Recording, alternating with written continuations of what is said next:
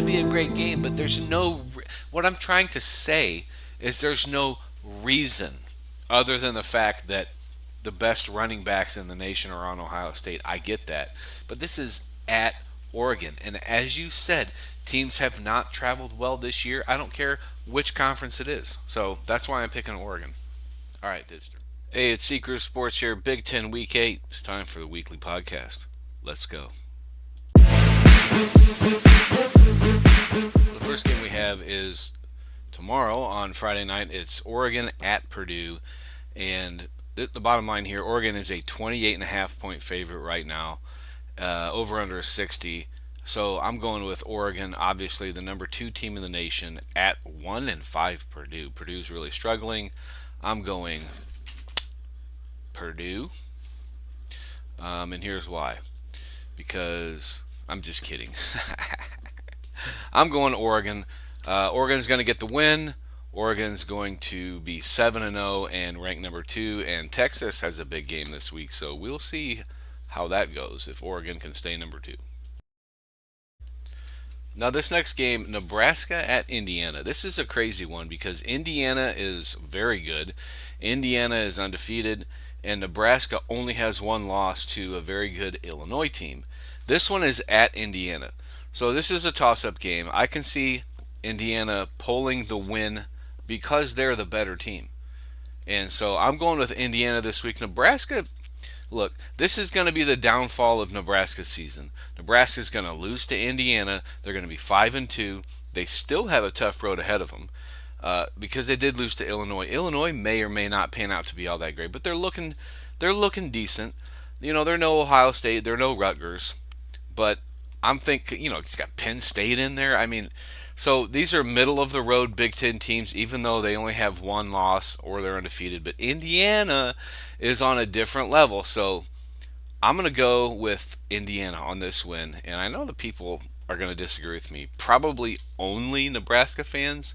But if you're one of those fans that's out there that thinks Nebraska is better this year, I promise you, just wait until the end of the season and see the record. We've already seen them lose, and we've already seen them play really close games. I'm going with him. Okay, this Wisconsin-Northwestern game, you might think it's meaningless, but if you look at the stats, this one's on Big Ten Network, so obviously the world doesn't think it's a big game. But if you look at the statistics of each team, it should be a close game. It should be a great game to watch. Northwestern is 3-3. They've lost in double overtime to a really good Duke team, and Wisconsin, they've done well, but again, they're middle of the pack in the Big Ten. The reason why I say the statistics is because each team has their own struggles, and each team has different, like for instance, the quarterback struggle. Each team has the same quarterback struggle. They haven't really had anybody come through shining. But the big difference is the wide receivers. So, we've got a 25 receiving Kurtz on Northwestern for almost 400 yards. That's pretty darn good. And he missed a week. And then you've got Walker. And then you've got Porter is the running back for Northwestern. And Walker is the running back for Wisconsin. Now Walker is a much better running back, at least production and statistic wise. But I'm going to go with the upset here. This is Wisconsin at Northwestern. I think Wisconsin is mediocre. I think Northwestern is mediocre.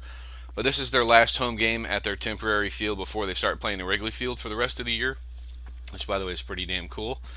So if you're an Ohio State fan or an Illinois fan, go see those games at Wrigley Field. Might be a once in a lifetime thing. So Wisconsin with the loss here, it's going to be one of the big upsets in the Big Ten. Okay, UCLA at Rutgers. Rutgers has proven that they're going to be okay this year. I don't see them at the bottom of the barrel. UCLA, even though their record doesn't show it, I'm going to say that UCLA is going to put up a fight at Rutgers. Rutgers is going to end up getting the win. So again, I'm looking at straight up wins. I'm not talking spread. I do look at things, but in this particular game, the over-under is 4. So it's going to come down to the wire.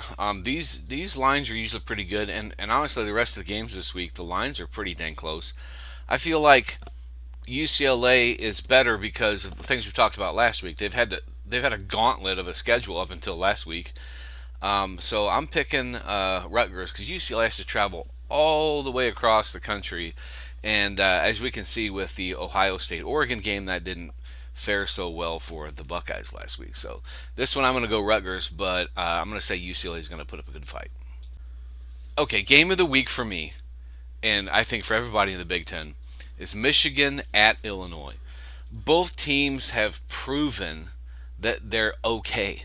Both teams have proven that they're going to be bowl game contenders. It's just which bowl game are they going to go to? I think Illinois was a surprise team when they beat Nebraska. That kind of put them on the national map of, hey, we're going to be top 25. And they had a really good win last week. But Michigan at Illinois, I have a feeling that a lot of Michigan fans are going to be at Illinois. And really, the University of Illinois is not good about protecting their tickets. So they're going to probably sell out a lot. You're going to see a lot of blue in that crowd. And Illinois, we've seen them win at Nebraska, but finding out Nebraska just really struggled in overtime. That could have went either way, and I'm saying this game could go either way. I can see Illinois taking the cake here. If Illinois wins, they need to take the cake, and they need to eat it too, because you can't go in there versus Michigan and barely win and expect for your future games to play the same, because Michigan's tough. Michigan's real tough. So I'm going to call a Michigan win. I'm going to say Michigan, and I hate to say it. I hate to say it. But I'm going to call Michigan's going to go in there and beat Illinois. And I think they're going to beat them pretty handily. And it's going to be the downfall of Illinois for the rest of the season. USC at Maryland. USC played a lot of games kind of weird this year so far. But that doesn't mean they can't make changes. I don't believe their head coach is really that good. I don't think he's at that level to be a dynasty style coach. But I'm going to say Maryland did not play well against Northwestern last week. I don't think Northwestern is a great team. So for Maryland to get slaughtered, it was like 39 or 37 to 10 at Maryland. This is a USC team going into Maryland, so I'm predicting a big win here, even though the line has -7. A lot of times when you see a -7 line, it could be -14, -17. 14 or 17 point win in the Big Ten Conference is a big deal. Okay, in the last game of the week, and the Buckeyes are not playing this week, so if you're looking for an Ohio State prediction like a lot of you do, it ain't here. Iowa at Michigan State. Now, this could be the trap game of the week that kind of sends the Big Ten into a frizzy. A tizzy, I mean. If Michigan State wins, I'm just going to look this up here for you. If Michigan State wins and Iowa loses, that puts Michigan State at 4-3 and 2-2 in the conference. It also puts Iowa at 4-3 and 2-2 in the conference. So really, you would think in the past few years that an Iowa team would go and slaughter Michigan State. But Michigan State has proven this year that they're not going to be 0-12. They're going to win some games. They're going to do good. Now, the spread here is 6.5. I'm sorry, 5.5. So it's going to be close. And again, all these Big Ten games week after week are very close.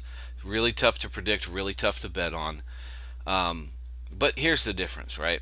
You've got Johnson for Iowa. Now, McNamara, the ex-Michigan quarterback wannabe, he is not very good for Iowa. And they put in Brendan Sullivan sometimes, and he doesn't do well either.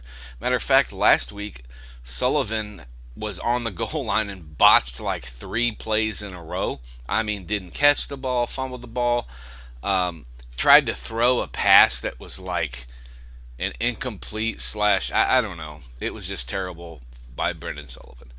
But Johnson's got 12 touchdowns. Meanwhile, Michigan State's running back, their highest running back, has 2 touchdowns. but somehow Michigan State's winning.